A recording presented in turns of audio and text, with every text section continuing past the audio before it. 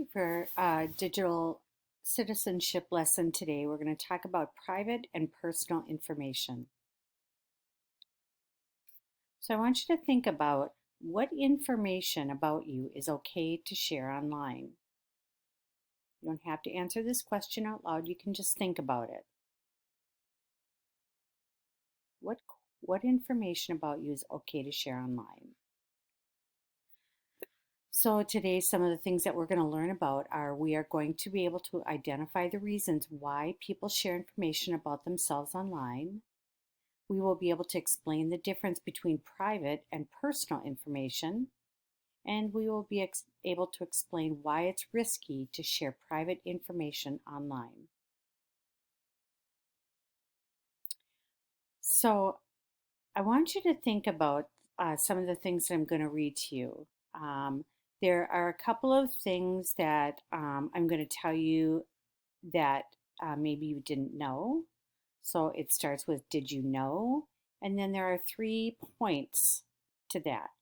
And then there are some things at the end that might be reasons why you would share something online about yourself. So the human brain is wired to share with others. In other words, as human beings, we have to share with others. It's just the way we're made up. We don't keep things to ourselves. We share with others. Whether we share our food, or we share a hug or a handshake, or we share a good joke, or we share a story with somebody, or maybe we just share a table with them. The second point is when your brain gets excited, you feel emotions and something called the autonomic nervous system causes you to want to share with others. So when you get excited, you feel those emotions and you want to share it right away. So I know for me, like when something happens and I get excited or I get nervous or I get scared, all of a sudden I want to share with somebody. And then the last thing here says sharing with others has lots of cool benefits. And so some of the benefits are it helps you feel good. Sharing positive experiences helps you remember them even after they're over. It also helps you learn. Sharing knowledge helps everyone to be more informed.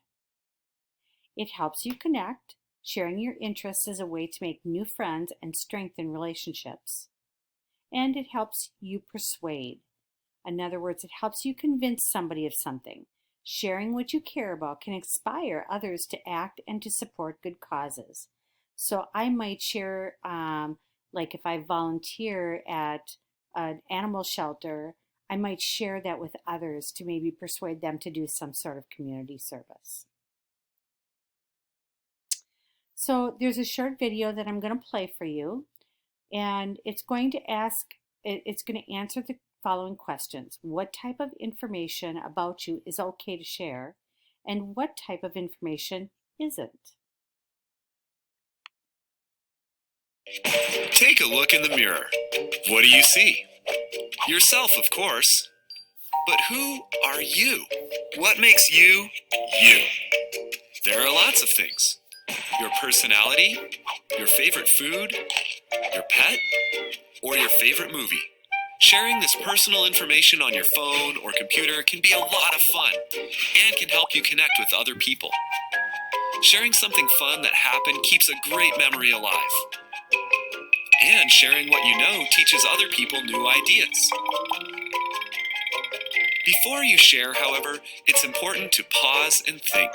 Some information about you, like your full name, your address, or your date of birth, can be used to identify you individually. This information is private and should not be shared online, unless you get permission first from an adult you trust. So, when it comes to sharing about you, personal info can be okay. But private info? No way. Think before you share. With friends, with your community, and with the world. So, what information do you share online?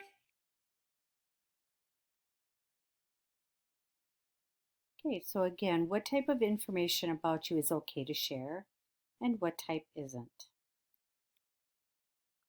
So the two terms that are really important to remember when we're sharing information is there's private information, which is information about you that can be used to identify you because it's unique.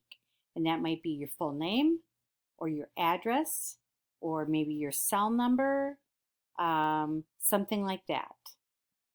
Personal information is information about you that cannot be used to identify you because it could also be true for many other people, like maybe the fact that you have brown hair or that you live in St. Paul or maybe even that you go to Johnny Johnson Achievement Plus Elementary. There's a lot of kids who go to Johnny Johnson Achievement Plus Elementary.